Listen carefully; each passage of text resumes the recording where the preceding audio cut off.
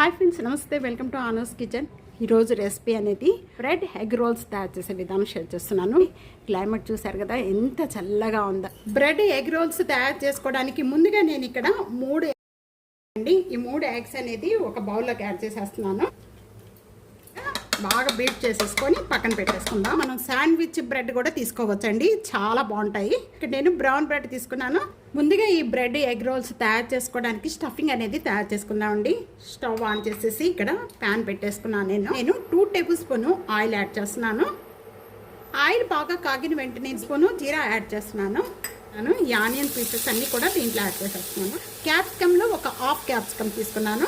1/2 table spoon ఇక్కడ salt add చేస్తున్నానండి. ఈ విధంగా కలర్ చేంజ్ అయిపోయిన వెంటనే దీంట్లో 1 టమాటా వేస్తున్నాను. టమాటా వేసిన వెంటనే కూడా మూత పెట్టేసేసుకొని లో ఫ్లేమ్లో పెట్టేసుకోండి. లో ఫ్లేమ్లో పెట్టుకోవడం వల్ల ఇవన్నీ కూడా చాలా తొందరగా మగ్గిపోతాయి. 1 మినిట్ అయిపోయిన వెంటనే ఇప్పుడు ఓపెన్ చేస్తున్నానండి.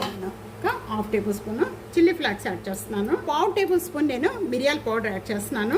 1/2 tablespoon chaat masala powder, ginger garlic paste 1 tablespoon, roast చేసిన ఒక 1/2 tablespoon ginger garlic paste పచ్చి స్మెల్ పోయేంత వరకు కూడా వేయించుకోవాలండి. పచ్చి స్మెల్ పోయేంత వరకు కూడా వేగిన వెంటనే కూడా ఇప్పుడు మనం ముందుగా బీట్ చేసుకున్న ఈ ఎగ్ అంతా కూడా దీంట్లో యాడ్ చేసేస్తున్నాను. బాగా వేయించి పొడిగా అయిపోయిన వెంటనే ఇంకా దీన్ని స్టవ్ బంద్ చేసేసుకుందాం. ఈ బౌల్లోకి నేను 1 కప్పు మైదా యాడ్ చేస్తున్నాను. 1 టేబుల్ స్పూన్ ఇక్కడ సాల్ట్ యాడ్ చేస్తున్నాను. చిల్లీ ఫ్లాక్స్ అనేది ఒక 1/2 టేబుల్ స్పూన్ దీంట్లో యాడ్ చేసేసుకుందాం. ఇవన్నీ కూడా ఒకసారి బాగా కలిపేసేసుకుందాం. కొద్దిగా వాటర్ పోసుకుంటూ మనం దోశల పిండి ఏ విధంగా కలుపుకుంటామో సేమ్ అదే విధంగా పల్స్గా కలుపుకోవాలండి. ఈ విధంగా కలుపుకోవాలి.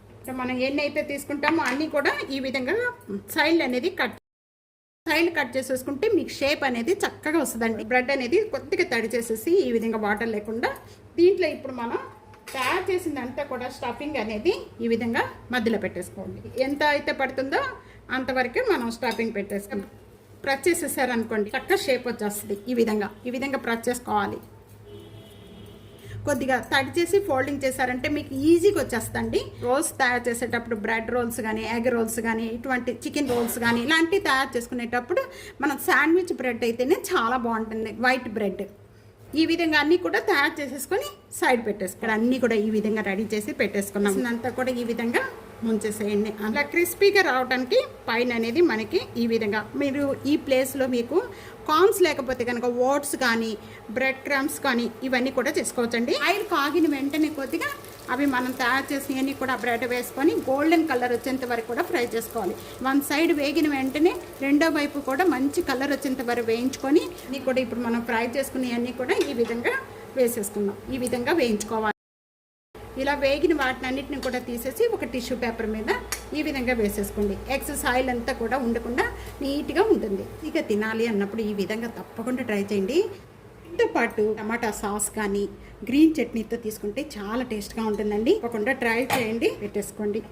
బ్రెడ్ ఎగ్ రోల్స్ రెడీ అయిపోయినాయి. ఈ విధంగా తప్పకుండా ట్రై చేయండి. చాలా అంటే చాలా టేస్ట్గా ఉంటాయి. పైన అనేది క్రిస్పీగా, లోపల అనేది స్పైసీగా చాలా అంటే చాలా టేస్ట్గా ఉంటాయి.